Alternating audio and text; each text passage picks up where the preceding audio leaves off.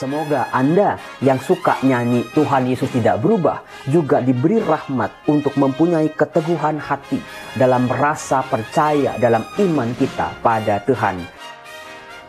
Salam damai sejahtera saudara-saudaraku yang terkasih, pencinta firman Tuhan. Berjumpa kembali dengan Bible Learning with Father Joseph. Saudara-saudara, apa kabar Anda hari ini? Di awal video ini izinkan saya untuk mengajak Anda, sadarilah kebaikan-kebaikan Tuhan yang Tuhan berikan untuk Anda. Ya, untuk Anda. Secara luar biasa, sejak dahulu sampai sekarang dan akan terus sampai selama-lamanya.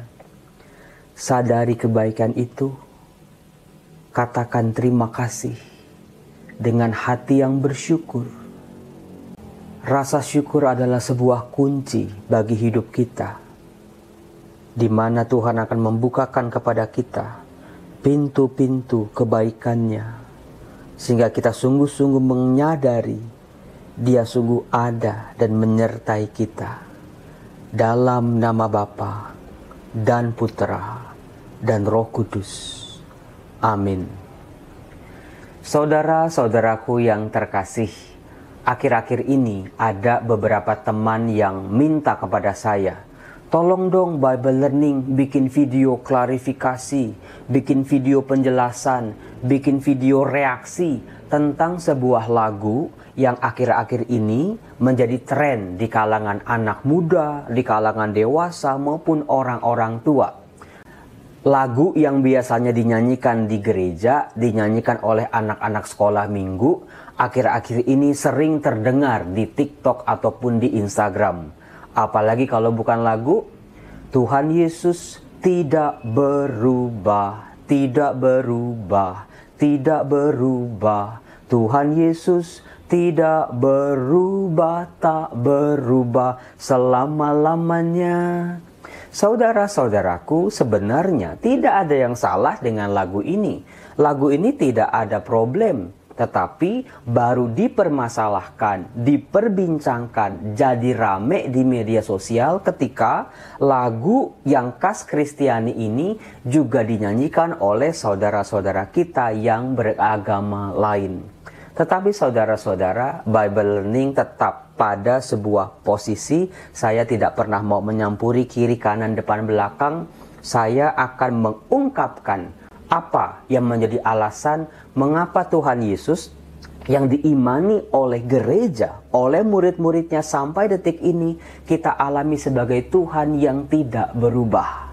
Seringkali para pembaca kitab suci langsung larinya pada pendasaran biblis, Matius bab 28 ayat 20. Ya, Anda benar.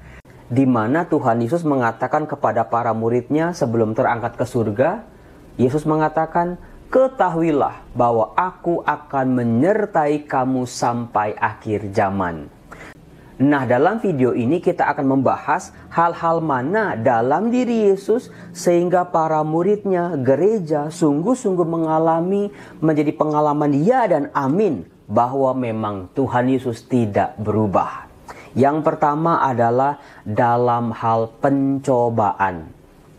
Kita semua sudah tahu di awal karyanya Tuhan Yesus dicobai di padang gurun oleh iblis dengan cobaan-cobaan yang bertubi-tubi yang sangat menggoda, yang sangat menggiurkan. Sepanjang karyanya sampai nanti di Taman Getsemani, cobaan-cobaan si iblis itu terus-menerus menggoda. Nah, ada satu hal yang kita bisa lihat secara konsisten hadir dalam diri Yesus sejak awal sampai akhir. Meskipun godaan-godaan datang silih berganti, Yesus adalah pribadi yang teguh, yang kuat, yang kokoh dalam menghadapi godaan-godaan itu. Satu kali pun Tuhan Yesus tidak pernah tergoda mendengarkan bisikan-bisikan iblis. Semoga Anda yang suka nyanyi Tuhan Yesus tidak berubah juga diberi rahmat untuk mempunyai keteguhan hati dalam rasa percaya dalam iman kita pada Tuhan.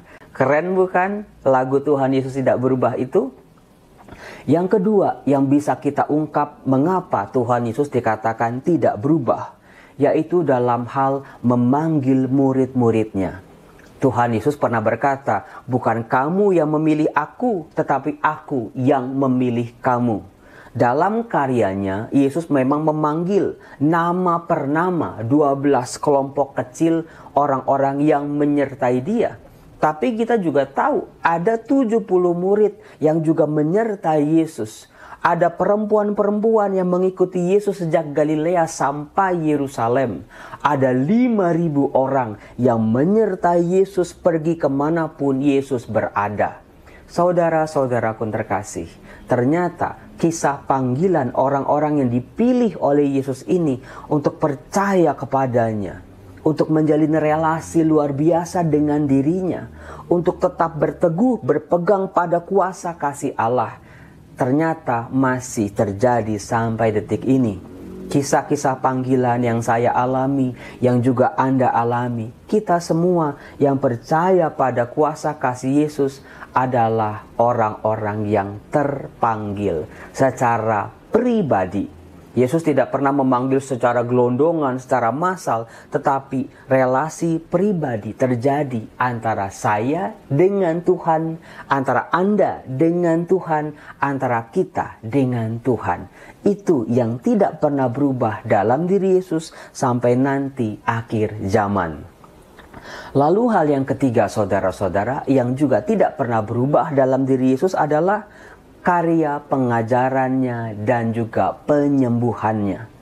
Kalau kita lihat saudaraku dalam Injil, sejak awal sampai akhir, secara konsisten Tuhan Yesus mewartakan kabar baik, kabar sukacita, kabar keselamatan, bahwa Allah sungguh-sungguh mengasihi manusia. Kita juga bisa lihat konsistensinya bukan sekedar omongan, tetapi Yesus menampilkan wajah Allah. Dalam pewartaannya, dalam pengajarannya, karya-karya kesembuhan, sungguh-sungguh Yesus menghadirkan wajah Allah. Tuhan Yesus selalu mengajak kepada kita, kalau kita menghidupi keagamaan kita, jangan hanya berhenti pada rumusan-rumusan hukum saja, pada hafalan-hafalan saja, pada motivasi-motivasi lain, selain mencari Allah. Saudara-saudara, itu yang luar biasa dalam diri Yesus sejak dahulu sampai sekarang dan sampai selama-lamanya. Lalu hal yang keempat yang juga konsisten dalam diri Yesus, yaitu ketika Yesus berpesan kepada para muridnya untuk janganlah kamu khawatir akan hidupmu. Ternyata saudara-saudara, pesan ini, ajaran dan wejangan ini yang keluar dari mulut Yesus, jangan kamu khawatir, menjadi sebuah ajaran yang sangat hidup di tengah para murid dalam perjalanan gereja ribuan tahun, bahkan sampai detik ini. Mengapa?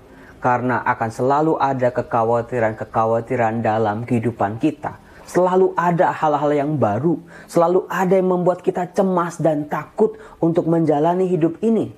Makan gak enak, tidur gak tenang, beraktivitas juga gak rileks. Karena apa? Karena kita khawatir dengan kehidupan kita. Maka dari itu, pesan Yesus, janganlah kamu khawatir karena Bapa yang pelihara. Pesan Yesus kepada kita untuk tidak khawatir inilah yang menjadi firman yang hidup, yang selalu relevan sampai detik ini dan sampai selama-lamanya.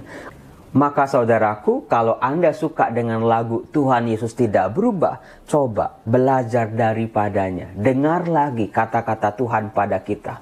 Jangan kamu khawatir. Pasti ada kebenaran, ada rasa damai dan sukacita di sana. Lalu hal yang kelima tentang Yesus tidak berubah adalah sikap Yesus kepada orang-orang yang membencinya, sikap Yesus kepada orang-orang yang memusuhinya. Sejak awal dalam Injil sampai akhir, meskipun Tuhan Yesus ditolak, dimusuhi, disalahpahami, disiksa, disesah, bahkan dibunuh, Tuhan Yesus tidak pernah membalas kebencian dengan kebencian.